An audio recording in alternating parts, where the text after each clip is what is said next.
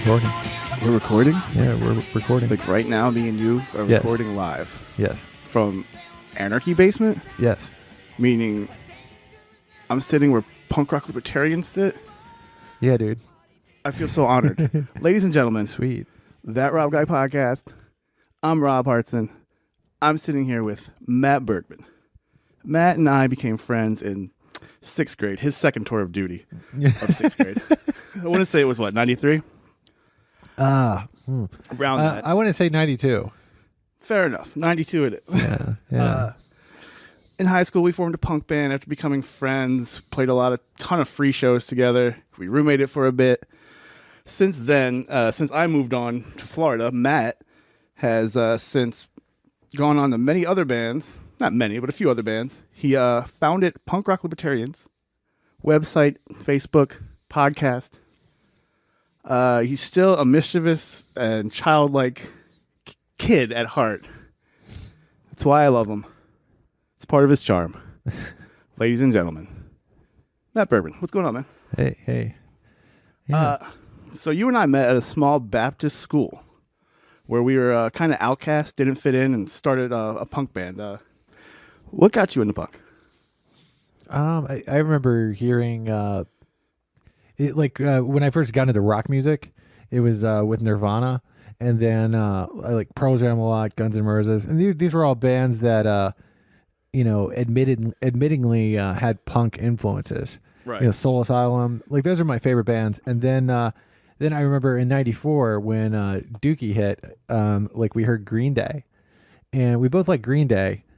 And then it's like, oh, really? Green Day are a punk band? Because it's like, I remember seeing Green Day play Basket Case. I think it was on like David Letterman or something when Dookie came out. And I'm like, what the fuck are these guys on? Because they were just jumping around all spastic, and it was like no other band that I'd seen before. And then, so I remember telling my cousin Mark about it, who's coming over later. And he's like, oh, yeah, I love Green Day. This is their third album. I've got their first two. Their first two are better, But then he started showing me all these other bands. Because it's like, well, if you like Green Day, check out Angry Samoans. Check out Negative Approach. Check out Bad Religion, Agent Orange.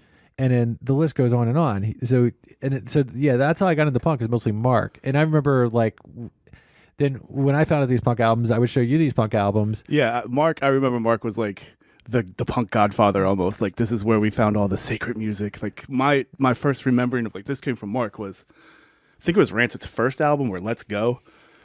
One of those. Like, he dubbed you a copy of it.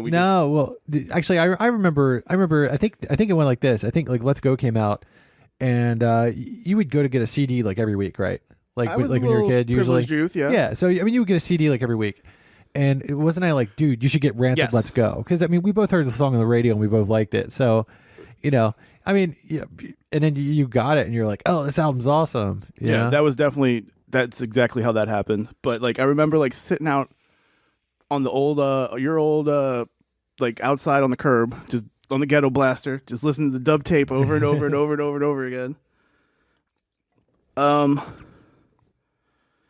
So it was basically, it was your cousin who, I mean, he was kind of where a lot of this started for us, for you and I. Yeah, he was like our punk rock Yoda. Yes, that's a good analogy for that. So being the outcast punk rock kids or whatever, what were some of your favorite bands and current favorite bands? Favorite bands? I need some music selections, Bergman. I mean, favorite bands when I was a kid. Now you could probably name all these because you were right there with me. Yeah, Spin Doctors. Oh yeah, okay. So before getting into punk, I did like that the Spin Doctors album, Pocket Full of Kryptonite. Dude, we bought it on the same day and called each other about it. Oh wow, that's funny. Remember that? Yeah, I had that shit on tape and shit. Dude, get what I got. Dude, no, I got one too. What'd you get? Oh Spin wow, Doctors. Man. I almost forgot that we both got that on the same day. That is funny. But so okay, but then after I feel like things really started when I got into punk. There were like the bands that mattered before I got into like underground punk rock. The bands that mattered prior to that, I would say Nirvana, Pearl Jam, their first 3 records. How about Stone Temple Pilots?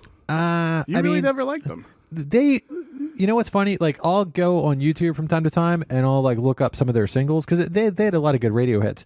But me personally, any album that I've heard by them, the album just never moved me. Like the whole thing. You're a big listening to the whole album kind of guy. Exactly. Yeah.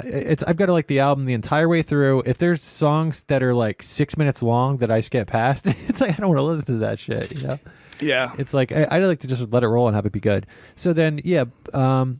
You know, so after Pearl Jam would probably be like Soul Asylum. I dug like the Grave Dancers Union album a whole lot. Still do.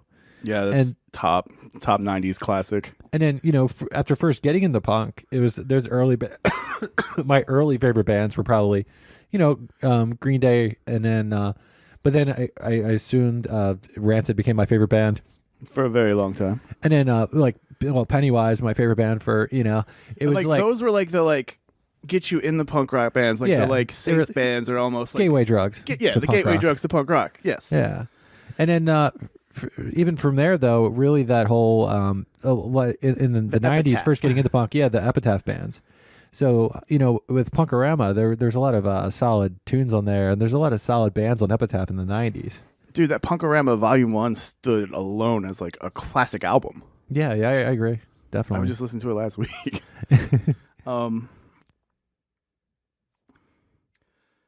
What about, so we got into punk rock mutually together.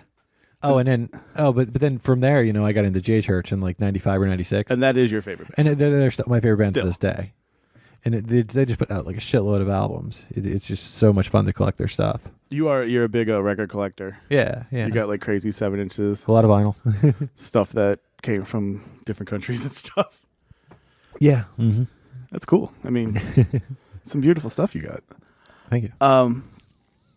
J Church is your favorite band. So, getting into punk rock, we wanted more, I guess.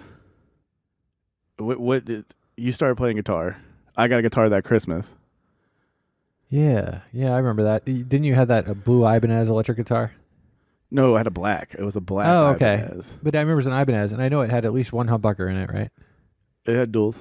Oh yeah. So I know it had at least one. You know, it was nice. Yeah. But yeah, that was a cool guitar. I remember. Starter. Oh yeah, and then you know, I remember because of course with band practice, anytime like my guitar was out of the commission or I break a string, I would end up using your guitar. And well, yeah, it started. We were a band of 2 guitars and nobody else.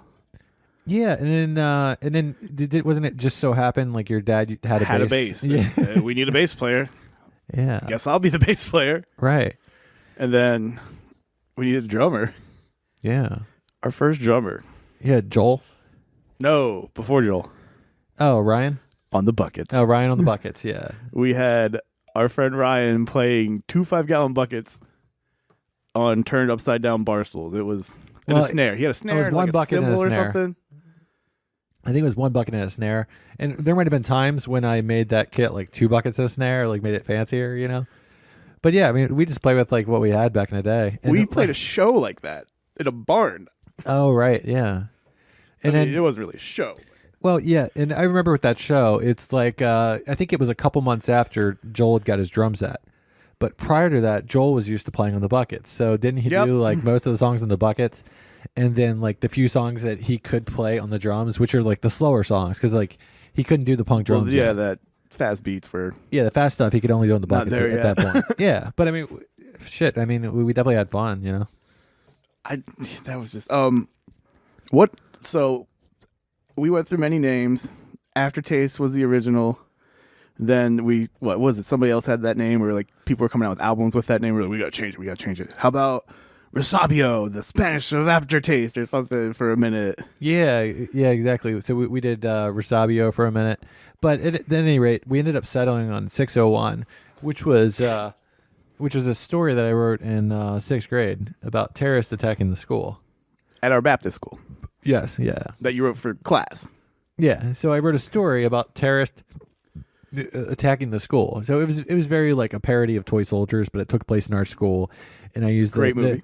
And I used the kids from our class. I used their names in the story, and then I remember in the story I had like the teacher getting beat up, and then I think that was because I made like, and it was just like for creative writing, and I made like 4 of these or something. Yeah, I wish I still had them. And then volume 1, 2, 3, right? Or was yeah, it... so I think it was like in a third one. It's like the teacher got beat up or something. So then he said we couldn't use people's names from the class. And you would pass them around, right? Like, I remember, like, here, take this overnight, read it, bring it back. Yeah. Right. Yeah. I mean, people enjoyed it. You know, it was fun times. But yeah, so then we settled on 601 because that's what stuck. Yeah, and then we did that until like 2001, I believe. Yeah, we had that one reunion show at Sushi Cafe, and then 9/11 happened, and things changed.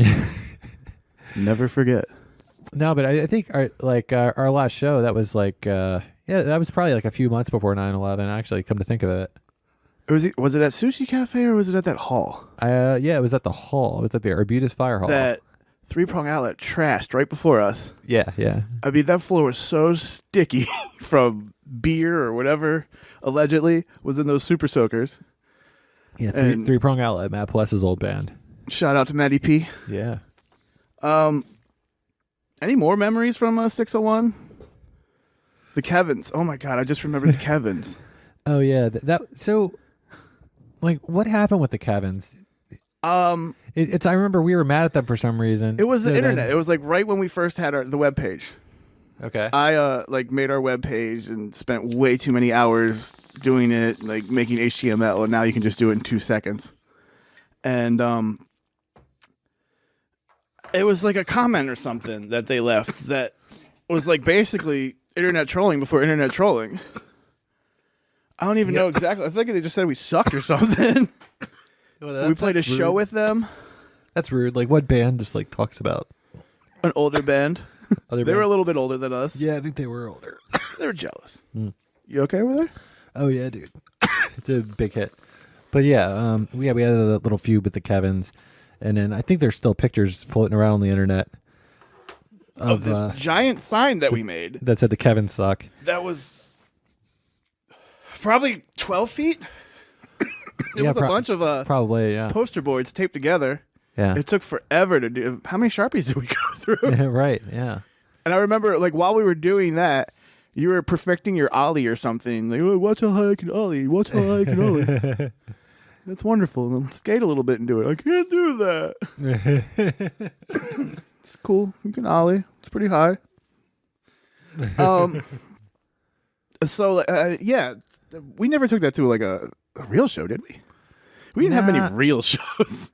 Yeah, I mean, towards the end, we played at the that venue, the Underground, a lot. Yeah, we played age appropriate for us venues because we were still in high school. Yeah, so we were in high school up until we were about 21. So I remember we played a few bar shows. I remember Matt Pless jumping up on the Brass Monkeys ceiling fan.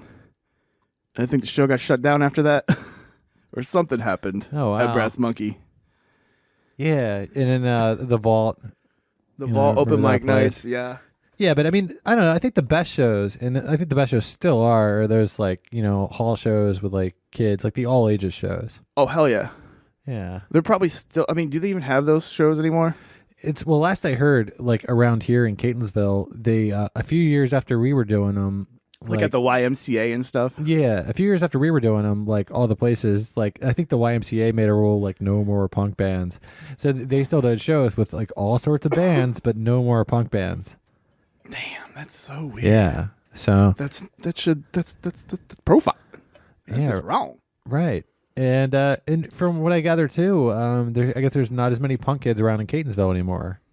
Music City, and I mean, at least that's just what I hear, man. I'm a like 30-year-old dude. I know now, you're not in the scene anymore. Yeah, my ear isn't as close as it should be. You stopped hanging out at the high school like 4 or 5 years ago.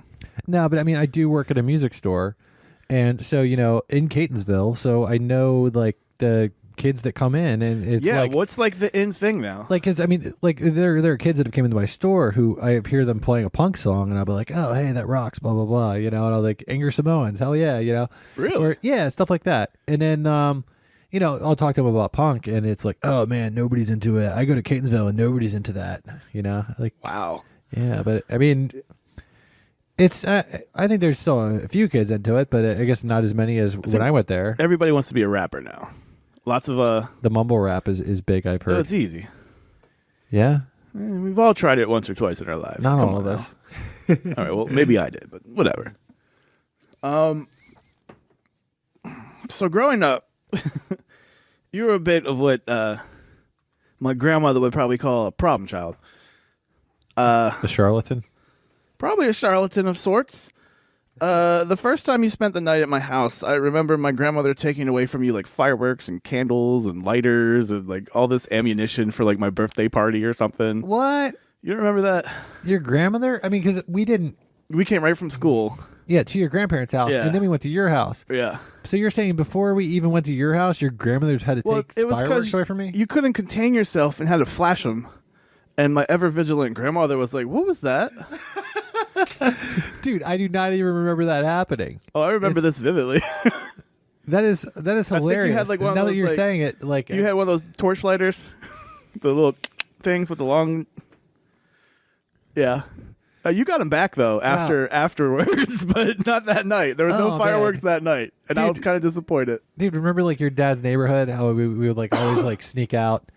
Allegedly, We would allegedly sneak out, allegedly, and spray paint things. allegedly things that were allegedly bad. Yeah. So that maybe was hilarious. Drank a lot of Dad's liquor that night as well, and Yeah. replaced it with water allegedly because we saw the lines. Because we were passing that cup around while we were walking. Some of the Christian kids didn't partake. It's all good. That was a good party.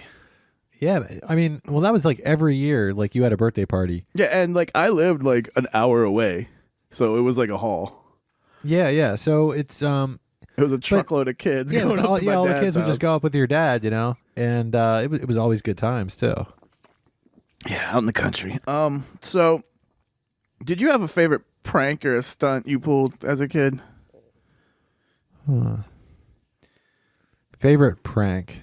What are you talking about? The when I got arrested I mean, there's for that. holding up the help and being kidnapped sign? Yeah, I mean, there's that. Okay, so what else is there? Like, what do you think? What's your favorite prank? That's definitely up there. Egging Ken Duvall's car was pretty good.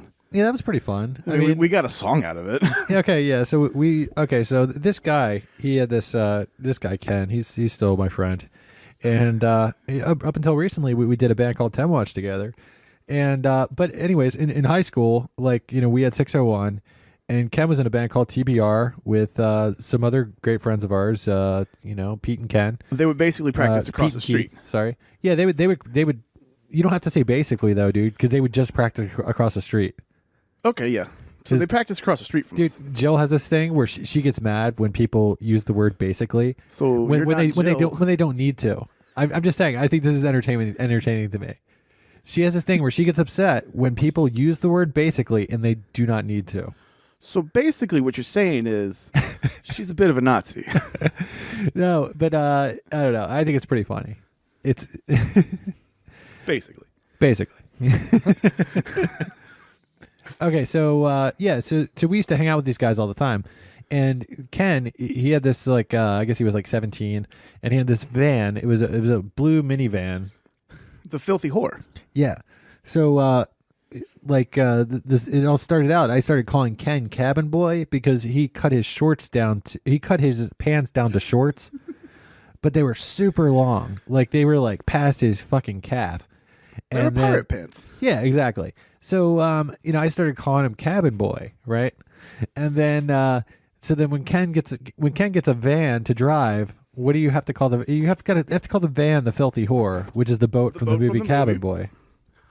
But Ken had a thing though. Yeah, where- like he set up his water for his windshield wipers to piss off the side. He would call it the pisser, and they would drive by and quote piss on people in Baltimore City. Yeah, and he would just stick water inside of this thing and just shoot water at people, and then and sometimes we'd be in the car and we would see it happen, but Like going to shows or something. yeah, but one day like he got us when we were like sitting out in the curb outside of my house, and then I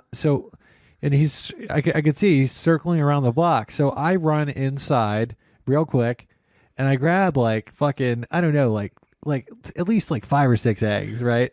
It was a carton. Whatever was left in the carton is what you grabbed. Oh, I don't know. I remember I thought I grabbed as many as I could carry in my 2 hands. I know everybody had eggs when he came back around. We all had eggs. Yeah, so we all had eggs. We egged the shit out of his car, and then Furious. Now the other 2 guys from his band TBR Laughed at him. Yeah, Pete and Keith. They were inside the car, and they just got out laughing at him. You know, which just infuriated Cabin Boy. And he's like trying to make me clean it off, and it's like, no, dude, don't drive by and like shoot water at me and then complain that I egg your car. All's Fuck fair, you. bro. Yeah. So that incident became one of our band's songs, Cabin Boy. And it was like one of our more popular ditties. So yeah, there's that one. Yeah. Now help on being kidnapped. I mean, you brought it up. Yeah. So, anyways, I worked at this place. It was like a school uniform store, and there were 2 stores, and I was in a van with a couple other dudes, like a white van, and we had to a free candy van. We had to take some stuff from one store to the other store. And when we were in the van, I decided I would make a sign that said "Help! I'm being kidnapped." Because got time, got paper. And now this is like 95, 96, something like that. So at that time, like next to nobody had a cell phone. It was just kind of odd when people had cell phones. That's right. So it's like they were like the brick phones. Yeah. So I mean, nowadays you wouldn't do that because you know that everybody has a cell phone in their car. But back then, it's like it wasn't really a rule of thumb that everybody has a cell phone yet. This was something you've done kind of before, not to this extent. You would like put like our friends' phone numbers up there and be like, for a good time, call, blah, blah, blah. And you give like Chris's phone number out or something. Oh, no. We did that a couple times. That's a different story. That's a different story. I'm saying that's like, the progression of this whole thing is. Well, actually, I think this happened before. All that? I think that. Wait, you got arrested and before like. After that, after you got, you'll get to the rest of the story, but you get arrested eventually, and you did more shit like that? Yeah, so, after getting arrested for that, and then, see, what happened was we were driving through Baltimore City, and then somebody had a cell phone, and then they happened to call the cops, and then, like, the van was surrounded by, it was probably like Baltimore's 20, finest. Yeah, it was probably like 20 cop cars. It was more cops than I'd ever seen in person in my entire life. How'd you feel? So, and I had to spend 3 hours in a Baltimore City jail cell. How did you feel? I was carving Anarchy on the wall with a penny. I remember you saying that. Yeah. How did you feel when that happened? Like the cops are surrounding the vehicle. I mean, what did you tell the guys up front? Like, when did you tell them something? Well, dude, it was pretty scary. I was like, shit, dude, there's cops. I bet. Yeah, I mean, it's. What's this about? There's cops. Are you guys selling drugs or something? No. Did you know it was because you did that? Oh yeah, it was obvious. It was. I remember my uncle told my dad that we all should have split the sign up and ate it, like ate a third of it each. You know, there'd be no evidence. There's no evidence. And yeah, that would be a good idea. You know, that's probably what we should have did. I think you should have ate the motherfucker. It's your fault. Why split it up? At the same time, it's like they knew about it too. They're like, hell yeah, that'd be funny, blah, blah, blah. These guys are like 18 years old. They should have talked me out of it, dude. Yeah, they were bad adults. But at the same time, like when it came down to it, I took the rap for the whole thing. I said that they didn't know about it. And it plus it makes more sense too, because I'm younger and I'm not going to get into trouble. You did the honorable thing. Exactly. And yeah, I mean, I don't know. It makes for a cool story. It's a funny story. And then I never stopped playing with signs really. Well, so you spent 3 hours in a Baltimore City jail. Yeah, and then like a few years later, and your dad had to come get you, who is a what was he? Well, dude, like a few years later, he dealt with victims, crimes. Yeah, so like a few years later, I made these signs that said "gay, bi, curious?" ? Yeah, and then I remember these signs. And then it said "call Peter," and then it was with Peter Johnson's phone number. And his father is a pastor. Yeah, his father was a pastor. So you know. Yeah, and then anyway, so I put these signs up like on every fucking corner in like the neighborhood, and the neighborhood next door to the neighborhood, and the neighborhood over there, at the community college, you know. And actually, I think he found out about it because he went to that community college. He saw the sign. Oh, wait, he didn't talk to you for a while, didn't he? No, yeah, Because of he rage quit our friendship for a few years after that. Wow. You're an asshole. Dude, I mean, I mean, that's just like the stupid kind of pranks that the kids pull, dude. Right, no, I mean, you can't do that shit anymore. Oh my God. That's I'm so glad we grew up when we did. Yeah, but that was in like 1999, something like that. No, actually, maybe it was like 2001. What? The help on being kidnapped? Oh no, the No, Pete thing, yeah, the Pete yeah. thing. Okay, so the Pete signs, yeah, it was between 99 and 2001. It was probably closer to 99, 98, something like that. Yeah, wow, man. I think 99 to 2001, somewhere in there. So you're a big old school video game fan. Huge. Like, you just got a 360 after the Xbox One came out, right? No, I had a 360 when it was still a timely system. Oh, okay. It's I got a few of the Modern Warfare games as they were coming out on there. Right, but you only the played like Call of Duty games on there. On that system, for the most part, Call of Duty. There were a few other games that I played. I can't think of them right now, but You're an old school guy. yeah. And then like I also like some games on the PS2 as well. Well, at this point, that's old school, bro. Well, I mean, I'm saying as it came out. Like, Oh, okay. like I never bought a PlayStation. At some point, somebody gave one to me, and that was like, and I don't even think I've ever played it. I might still have that. It's if I got rid of it though, I would be disappointed in myself. So I hope I didn't. Because I'm all about collecting old video games. But on PlayStation 2, the thing that made me buy that system was hearing that there was an Evil Dead game. Oh, I'm sorry. Oh, wait, was that the good one? Yeah, it was. That was the good Fistful one. of The bad Boomstick. one was the one on Dreamcast. And then, well, yeah, the original Evil Dead game on PlayStation 1 That sucked. sucked. Yeah, like I ended up getting that later, and I could actually play it on the PlayStation 2, and it was just horrible. Yeah, it was so like I didn't make it past like the slow, first scene. Like I just like slow, rage quit. methodical and loading. Ugh. Well, dude, I just loaded it up, and I played like not even a minute of gameplay, and I could tell that game was garbage. It was, but yeah, Fistful of Boomstick. I bought it specifically for that, and that game to this day I still love. I treat it like a sequel to Army of Darkness. Did you beat it? Yeah, mm-hmm. I think I got to like the Civil War level, I want to say. It's. I believe that's not terribly far away from beating it. I believe. Yeah, I was close, but I've only beat it once. I tried to play it again, and then I just like rage quit it because it's too hard. I'm like, fuck this. I already beat it because it's like so hard. It takes so long. I like that you were punting the little midget guy that was voiced by Sam Raimi's brother. That was like a cool little concept. Well, that was in the second game. That was called. That wasn't Fistful of Boomstick? No, that was like regenerated or something. Oh, Hail to the King. Oh, Regenerated, yeah. Yeah. Shit. Yeah, it was something like that. That was the That's second right, yeah, game you're right. on PS2, but the second Evil Dead game on PS2.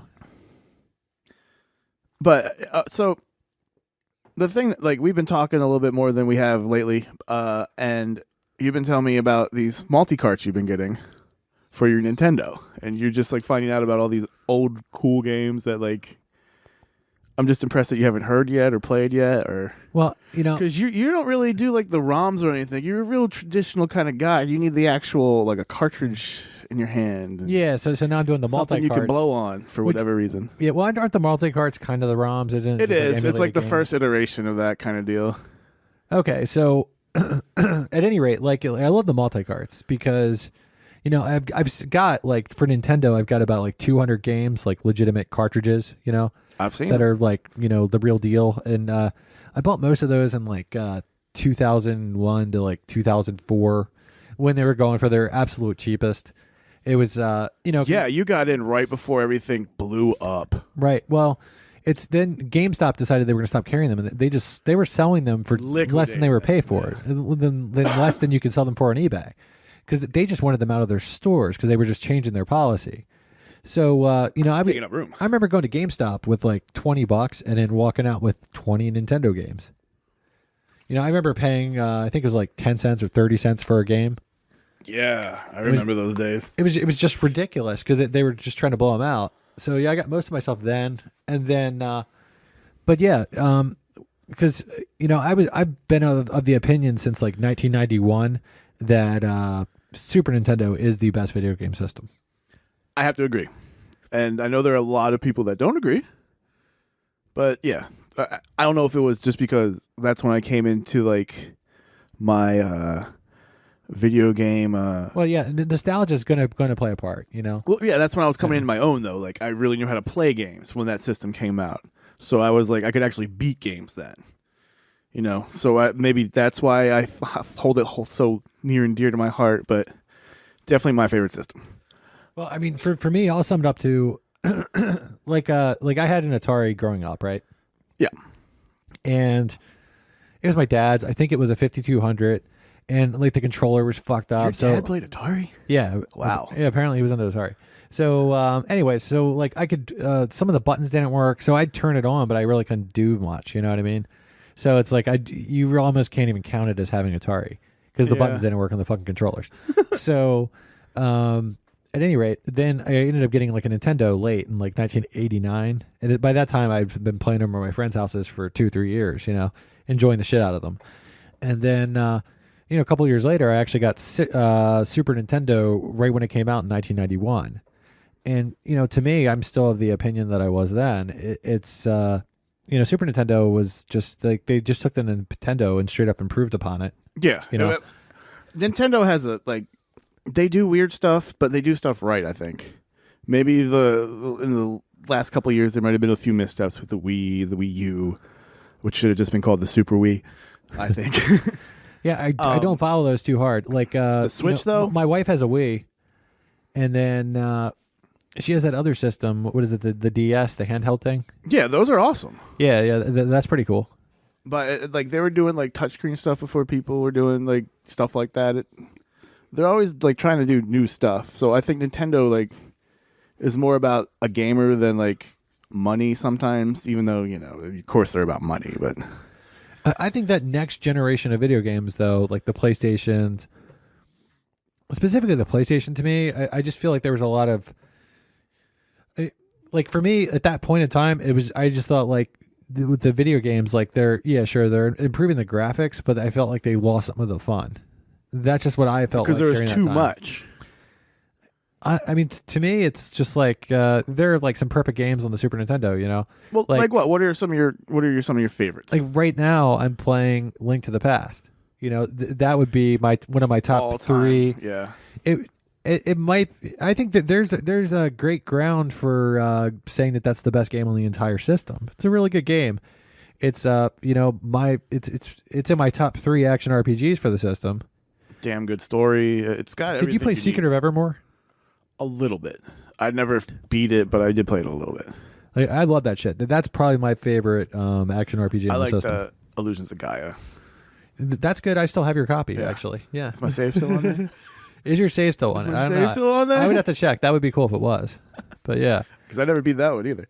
No, that one, actually, I haven't beat that one. Like, oh, yeah? I've made it to the last big boss.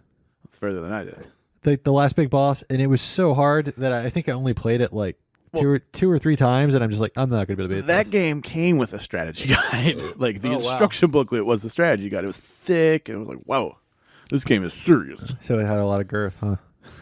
One might say, but I was able to take it in and digest its content.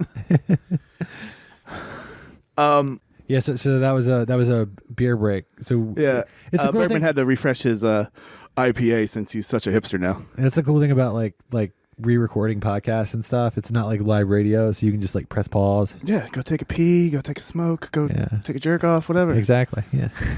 You can even come back later. It's beautiful. Yeah, I love it. So, we talked about Super Nintendo in length. I'd say length and girth. We've been talking about length and girth recently too. What about NES? Yeah. I know you're not a Sega kid for whatever reason. I'm not either. I never had one as a kid. So Nintendo alone, just NES, I own about 200 games. You know, Super Nintendo, I own about 100 games. But recently I've gotten into the multi-carts, and I got a multi-cart for regular Nintendo with like 154 games on it. It works flawlessly. Yeah? I mean, you can't really tell if it works flawlessly or not until you put it up against the actual cart. But I've done it, you know. And right. The first thing I do when I play a multi-cart for the first time is I put in the game on there that I'm most familiar with. That's smart. Yeah. So, for me, it's going to be a Contra game. So right now, I have this Nintendo multi-cart, and the first thing I put on was fucking Super C, because that is the game that one time I beat, only dying once the entire game. So it's like the game that I have down and memorized more than any other. So that's why I'll play that first. And I played other games on there too. I recently beat Mario 2 for the first time ever on the actual console with the actual cartridge. And then very underrated. Even though it's a stolen game, it's very underrated. And now I've beat it a couple times on the multi-cart, and I cannot tell the difference between that and the cartridge. It works great. And then I've gotten a couple Super Nintendo multi-carts as well. Now the first one I've been having issues with, but I've seen other people have gotten it and it's been fine. So I think I just got a dud.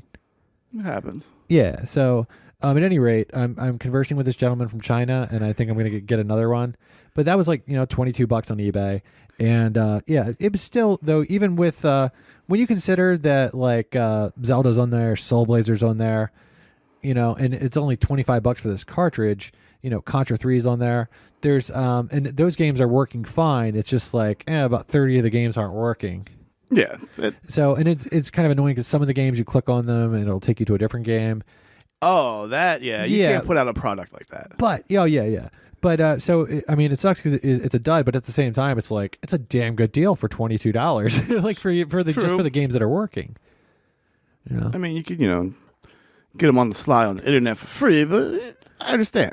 But you're a cart guy. Then I got my second SNES multi-cart, and there's 100 games on there, and so far that just arrived today, and so far I haven't found one game that doesn't work. So he's been throwing down.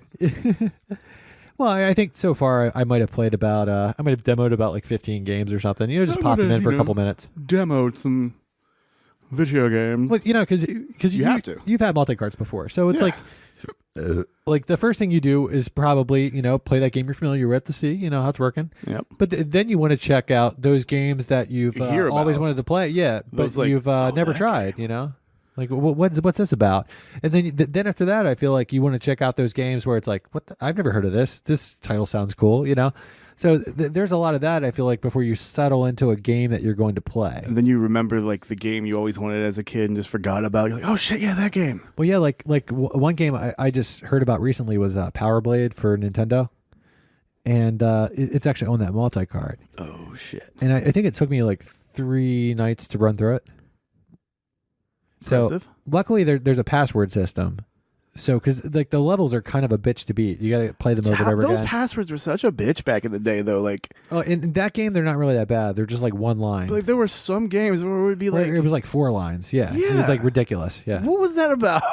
Yeah, and then there's like it'll be like weird, not like letters but symbols. Yeah, or whatever. Like asterisks and N symbols, ampersands.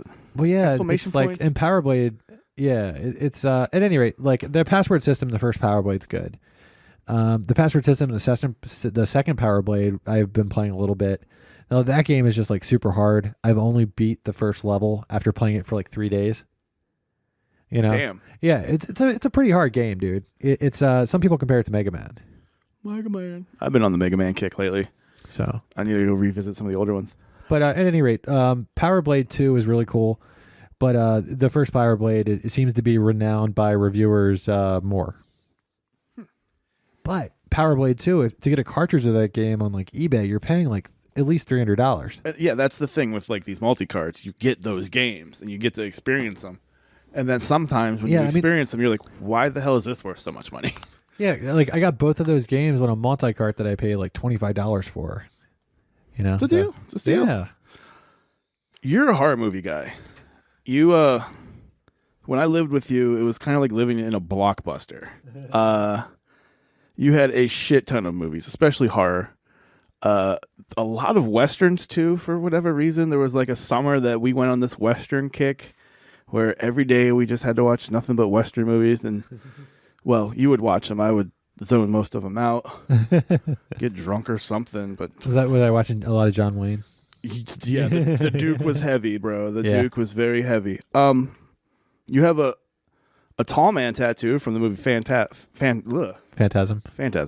That's your favorite horror movie, right? Yeah. What other horror movies do people need to watch that might not know about? Huh. Or even your favorite. I mean, and your favorites. Yeah, I mean, okay, You're so here to educate people. Yeah, I mean, educate some people. I don't know. I mean, what am I going to tell people? But I mean, Army of Darkness. It's like that was a huge movie for me back in the day, and I still think it's cool. And of course, the Evil Dead. I the just movie watched before Evil that was Dead cool. 2 during the Halloween seasons. Yeah. It's the 25th anniversary Blu-ray. It looked really good. Dead Alive. Yes. Before all those movies, though, I would say the original Dawn of the Dead. They're coming to get you, Barbara. No, that's Night of the Living Dead. Night of the Living Dead. Yeah. Yeah, but I mean, Night of the Living Dead. I mean, that's another great movie. That might be the movie that I would name next. And Day of the Dead. Those first 3 Romero zombie movies, and I thought Land of the Dead was still entertaining. You really like the Hammer movies too, the old school. Yeah, I like Hammer movies, and then Vincent Price is probably like he's one of my favorite actors. You have a Vincent Price autograph, don't you? Yeah. That's pretty dope. Yeah, I think I have a Vincent Price cookbook still too. Cookbook? Yeah. What does he cook? It's a pretty thick cookbook. It's like that thick. It's like like a 3/4 of an inch thick or something. It's like, that's some girth. So horror movies. What got you? Was it Mark again that got you into that? Like, I mean, he definitely helped. I mean, he showed me a lot of movies. You were supposed to be an upstanding Christian child, and you're watching all these gory. I remember the thing back in the day was the goriest horror movie I've ever seen is Dead Alive. Yeah, yeah. Well, I mean, the first thing that got me into horror movies, and then specifically zombie movies. Zombies are my favorite movie, or my favorite genre of horror. Was like this dude down the street from me on Halloween. He screened like Dawn of the Dead in his living room for all the kids in the neighborhood. Excuse me? Yeah. Who was this? His name was Mr. John. It's when I was like 10 years old. I vaguely remember him. Yeah, I mean, you might have met the dude. I mean, like, that kind of sounded creepy when you said that. No, like, this old guy screamed Dawn of the Dead for all the kids in the neighborhood. I mean, his wife was there. It's he had nephews over. Let me make it not creepy. No, he was a really cool guy. He was he never was a good creepy. dude. Yeah. So it was really, really awesome, dude. And then anyway, so I remember he was putting this movie on, and he was talking this shit up beforehand. He was like, "Oh man, this is like the best horror movie ever. It's super rare." And at that point in time, it wasn't even in print. So really? it was one of those things where it had fell out of print years before, and he had a copy and he treasured it. And it was Halloween, and this was the movie that we were lucky enough to be able to watch. And then he put it on, and it was just like, it was so awesome. It was prior to that, the stuff that I'd seen of horror, I just didn't really care that much for. Like, I thought like Freddy and Jason were a little Maui. Why Maui? No, I mean, a little kumsi kumsa. No, but anyways, like Freddy and Jason, to me, I don't know, they just never really did it for me. And it's just mindless killing. And maybe they just seemed like cliched, just because I just heard about them so much. But then when I saw Dawn of the Dead, when I saw like the idea of zombies in a mall, and then also being locked in the mall, or not locked in the mall, but being in the mall after closing and be able to go wherever you want, it's just such a cool idea. Yeah, I can see that. It's terrifying, actually. Did you ever play any of the game? What was that, Dead Rising? Dead Rising, I think. Where you were like in the mall and you had the. I think. Nah, it was pretty. You should check it out. I remember it coming out. Yeah, 360. So I mean, didn't they also make like a Land of the Dead game? Maybe. I don't remember it if they did, but I'm not saying they didn't. Yeah, I mean, well, I didn't play it, but right. I'm just remembering that for some reason. So after I moved to Florida, about 12 years ago, you got a little bit. Yeah. Welcome back to the Breakcast. I'm your host, Rob. That's Matt. We're back from break number 2. And we were just about to talk about, after I moved to Florida, about 11, 12 years ago, you really got into politics more than on the 601 fuck the government level. You founded Punk Rock Libertarians, which was a website. Dude, that shit was just a continuation of the 601 fuck the government level. I don't know. It got... I don't want to say it was like the you're right. It was like the next level. Yeah, like you graduated or something. Yeah, so in our old band, I wrote a lot of like political tunes, And I was always really big into the idea of freedom. And then See, so that was kind of like our little nuance. Like we would have these fuck the government political tunes, and then we have songs about our friend and joke and laugh at them. It's like usually bands don't really do that. It's like we're either hardcore this or we're fun. yeah, I mean, I enjoyed that. It was definitely cool, man. It's totally fun. But anyway, punk rock libertarians. You became a libertarian. I think it was really like around the Ron Paul era when. Now I started identifying as a libertarian like around like 2001. So and then but like I remember like when we were in like Mr. Shrek's history class, like he said, what is freedom? He said like freedom is you can sway your arms this way and that, and as long as you don't hurt anybody, you're not impeding upon their freedom, you're cool. So and that stuck with me. That made a whole lot of sense. And that's how like I judged laws from that point on. It's like or just authority. Are things fair? If you're not hurting anybody, you should be able to do whatever you want, right? Yeah, no, 100%. Yeah. So yeah, and then I guess I believed in the idea of freedom, the idea of America, and then I guess at some point I thought we could do it better than America does it. So and I'd say I'm an anarchist because. I feel like ultimate power ultimately corrupts, and it does every time. It seems like no matter who's president. So I'm skeptical of leaders. And anyone who wants that power. Yeah, and I'm a voluntarist in that I feel like when things are voluntary, as in i.e. Agreed upon by both parties, they typically go better. Why get anybody else involved? Exactly. So. Yeah, I mean, I guess that's where I stand on, the way things are. But, I mean, this is what began this. How did punk rock libertarians become a thing? Well, for years, I always thought that there was something inherently libertarian about punk rock, especially the whole DIY ethic.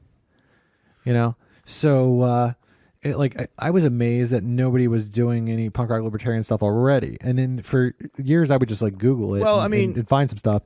There was a website called I think it was called Libertarian Punk that Michael Dean did. And yeah, so he did that. But on like Facebook or MySpace, there was nothing. So I think it was in 2009 I started the page, and in 2009 I started the group, and then in 2010 I started the page. Oh, okay. And the page grew to about. Group came first. Yeah, the group came first, and then I grew that to about 700 people. At first, it was 70 people, and it was mostly just my friends. I know that. And then, but it just the group grew to. I think the group grew to 700 people or something. Just initially just starting with my friends. And yeah, then, how do you make it grow past that? What made it just the idea? Here's the thing. So then right about that time in 2010, I noticed that pages were doing much better. They were getting more numbers, more reach. They were the fun thing at that time. So I started the page, and then the page, it was just deleted by Facebook about a month ago. They just booted us. And many other like-minded pages.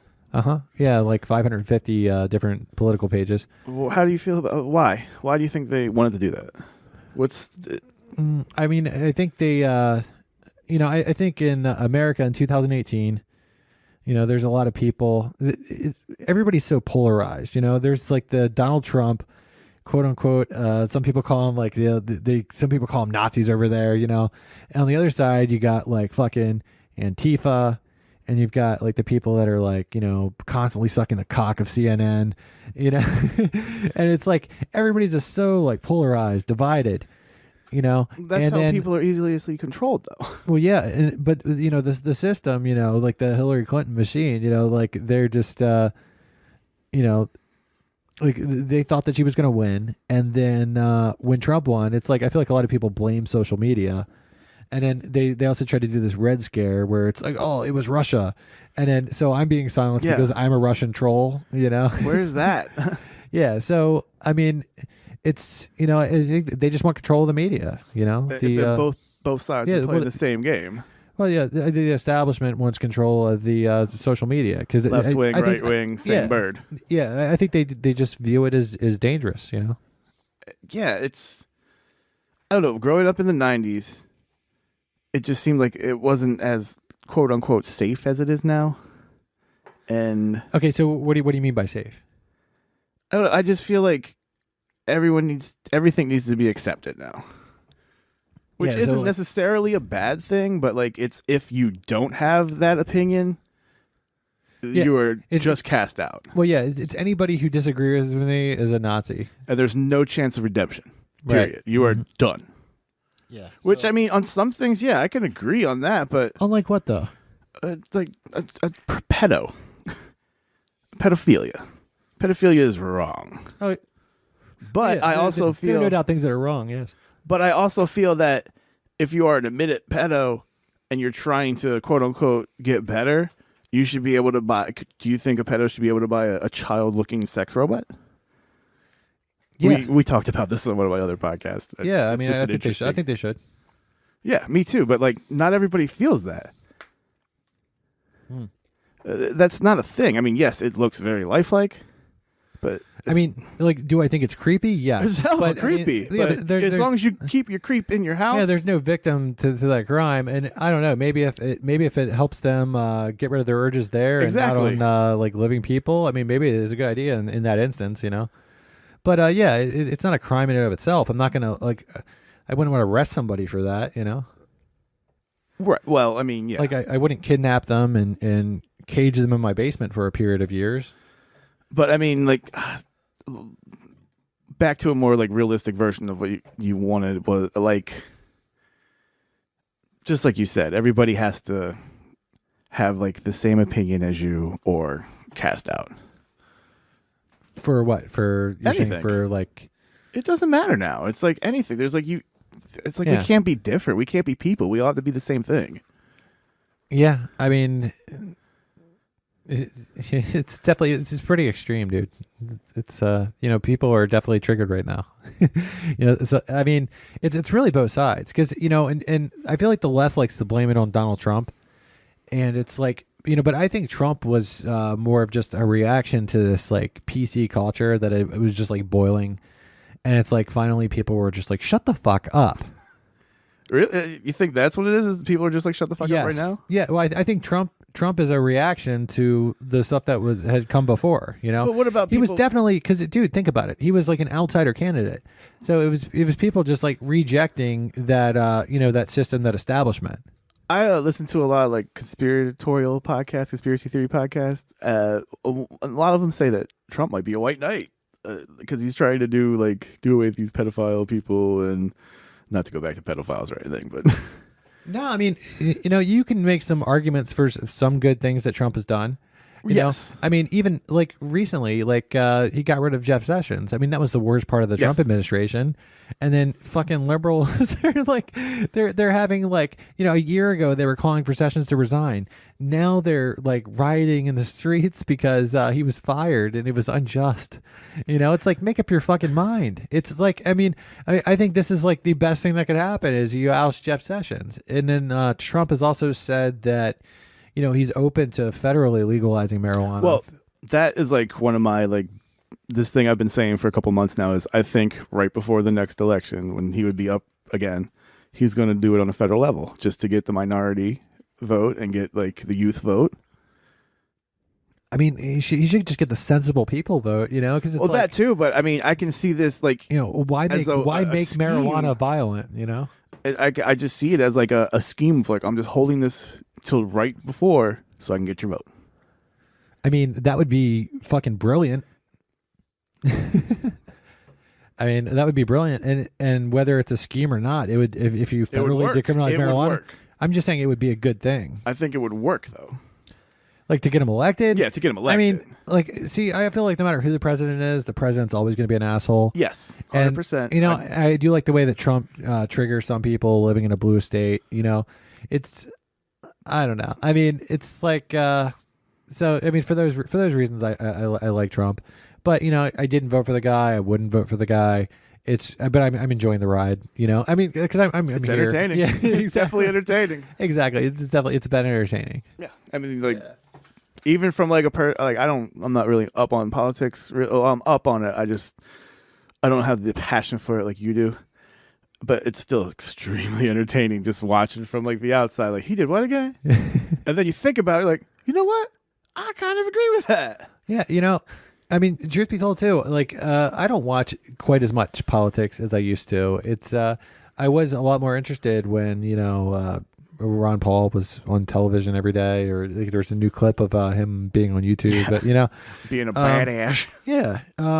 But yeah, I mean, I don't watch a lot of politics every day. A lot of times, I just learn about stuff like while I'm doing the podcast because I have other people on, and yeah, I mean, but aside from that, I get most of my news like just like everybody else out of your like fucking Facebook feed. I suppose, which is tailored to you, to a degree. I guess that was the problem with Facebook though, because like nobody was seeing any of the pages that they liked. True. So Facebook got rid of PRL. Yep. Mm-hmm. There's the backups up, nowhere near the numbers that you had. Yeah, well, it wasn't really a backup because we just made a new page. Oh yeah, the new page. It wasn't Punk Rock Libertarians. There was no podcast. burner account here, folks. Yeah, well, some burner admins. No, yeah, I mean, I've got like 30 Facebook pages or something, and then I've got like, I've got a what do they call it? A phony Facebook page for when I get thrown into Facebook jail. Yeah, Facebook the burner jail page. Yeah. So I haven't had to do that yet. I'm sure it's coming. Which, I mean, at that point, I'm just like, do I really want this? It's like, I don't know. Social media is kind of like a drag to me, especially like Twitter now. Twitter used to be the best. And I just think it absolutely sucks now. I used to love Twitter so much. I used to use it a lot. And now I barely do anything on it. Like, I have a Twitter for Punk Rock Libertarians, but I never do anything on there. Yeah, it used to be a lot better when it was just the way the news feed went and not the algorithm. Algorithms kill everything. Word, definitely. Yeah, it's true. Yeah, I mean, I want to be able to make my own algorithm, Yeah, it's tailored to my audience. They liked my page, not you. They went through you, yes, but you're just the middleman. What do you think of YouTube? Do you spend a lot of time on there? Like taking in content? Well, I mean, like, I have a YouTube channel and I haven't posted on there in a long time. But when you're on YouTube, you can subscribe to different to different channels and stuff, and you'll get notifications when they put new videos sometimes. Well, that's if you click like the bell thing. I don't like getting like the ding, like, because, well, here's another thing about you. Mm-hmm. You don't have a smartphone. You got a flip phone. Yeah, I've got a flip phone. Yeah. So, I mean, you wouldn't be barraged with the constant vibrating in your pocket that a new video was uploaded from your YouTube app. I would think that you would enjoy that. On certain occasions. Depends on, the battery level. So, I mean, if you subscribe to a bunch of pages, a lot of pages put out stuff every day. You're constantly going to get a notification buzz. So most people don't do that, I think. Okay. But I do subscribe to a lot of stuff. I do watch a lot of stuff on YouTube. More so than I would watch TV. I mean, who has TV really anymore? Everything's streamed. Yeah, I mean, I watch most of myself on YouTube. I watch a lot of like knife reviews and like classic video game reviews. It's just the stuff that I've been into. Right, well, you can just go down a rabbit hole. Yeah. I have one thing that I've noticed like within the past couple of weeks is like they're doing 2 ads now instead of just one. It's like instead of like I have ad block, bro. Excuse me? Ad block. Is that some of that kayfabe stuff? No, if you go on Google and you type in ad block, it's for Google Chrome, and it'll just block your ads. So I don't watch ads on YouTube. Oh, really? Yeah. How did I not know that? Yeah, I mean, weird. I've had that for years, man. Shit. All right. Well, that's happening. Well, I mean, there are good things to it and bad things to it. The good thing is you don't have to buy ads, but I guess the bad thing is the people that you subscribe to, they don't get paid if you don't watch ads. I don't understand how that works either. Like, how are they getting paid for me watching that? I mean, I can see they're getting paid if I like use a code or like buy their product, but like just watching their stupid ad that I don't want to watch anyway. Right. But I mean, I'm just saying, like, that's how they get paid. So that's how the monetization works, is they have to watch that. Like, for instance, I mean, I know about this. Like, I had the punkrocklibertarians.com and then the Daily Liberator. And we would, before Facebook cut our reach and just made it like pointless, we would make a little bit of money off ads to help, maintain the cost of the website and like a little extra money. But it's, we'd always just put it back into punk rock libertarians. Somebody's got to buy the beer and weed. No, it's the stuff it's paid for. It's paid for our like $1,000 camera. It's paid for $500 in lighting. Camera. There is some lighting here. It's paid for like a $1,500 MacBook Pro. It's a nice MacBook. It's paid for things. It also, there's hosting for the website. There's the email service. That stuff costs money every month. And it's like, right now, right now we might be breaking even right now. It also pays for chairs when people break chairs. I hate it when that happens. Yeah. It happens quite frequently here in Anarchy Basement. But, with Facebook cutting our ad revenue, it just kind of made it, pointless to work on the website anymore. It was just like, just shit wasn't coming in. So what's the solution to this? How do you fix it? Can you fix it? What, Facebook? I think this whole thing of like having content you want to put out and allegedly having a platform to put it on, but them just killing you. Censoring it, yeah. Yeah. So, I don't know. I like the idea, of course, of just kind of, just things kind of like organically happening. I think you could have like a social media platform like Facebook initially was, where everything was pretty much anarchy. You just post whatever. You just see what you want to see. Yeah, I kind of like that. You like what you want to like. You're friends with the people that you want to be friends with. If they post a picture that you find offensive or a post that you find offensive, you just unfriend them or you block them, and you never have to know that they exist. And you can still have ads. Instead, Facebook can still make their money. Instead, we've got the Facebook nanny police, and they go after everybody. Yeah. So I've spent a number of stints in Facebook jail. Like it seems like once a month, almost every other month you're in there. I think I've been in Facebook jail like 6 times or something. I don't know. Maybe it's been more. It's been a while. Do you get a certain amount of those? I've had a couple 30-day bans. They're usually a week. I think initially they were like for 24 hours or 3 days, a week, and then slaps on the. I did get a 24-hour ban. Damn memes.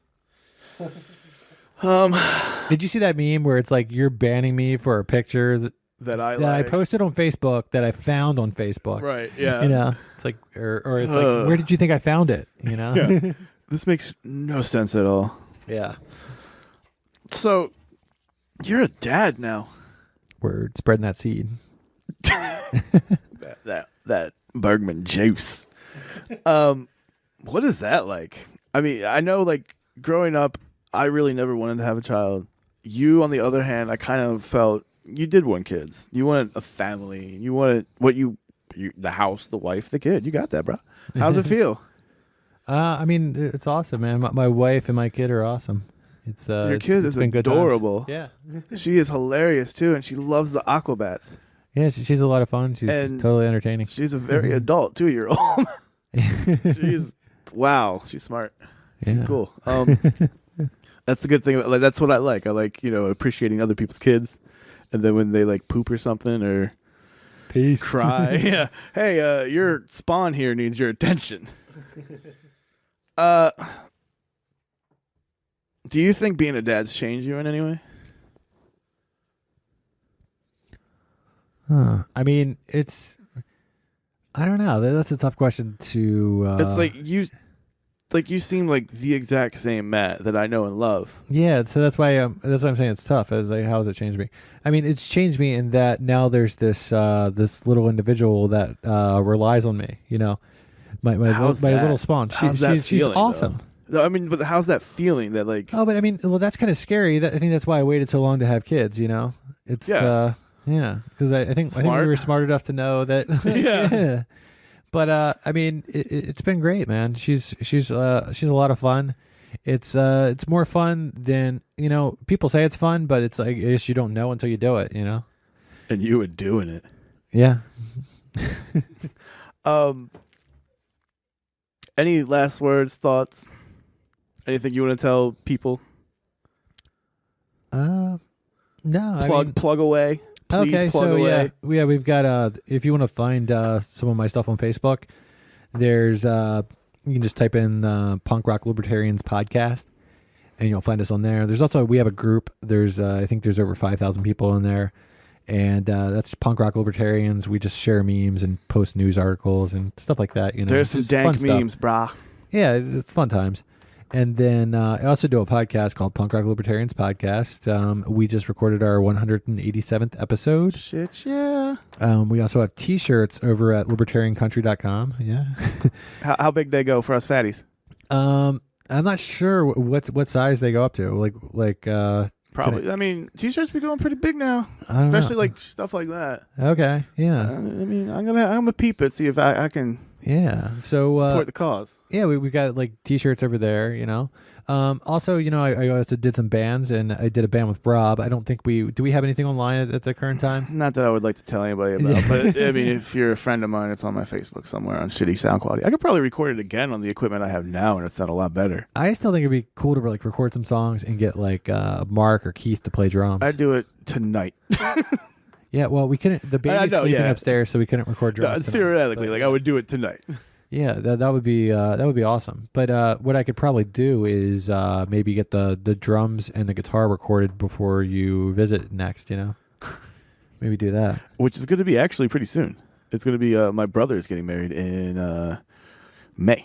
Oh wow! Yeah, cool. Okay, yeah. So we should look into that. Cool. Anyway, plug anything else? Yeah. So 10 Watch, and then there's another band I did, Post Freedom. So you can check us out online.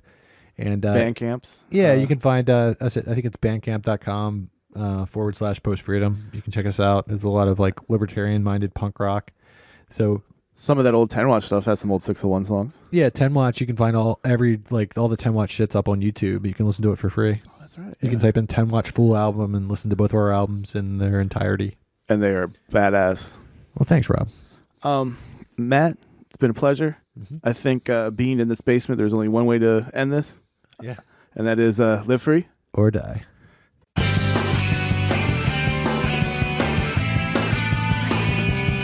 This has been a TRGPN production.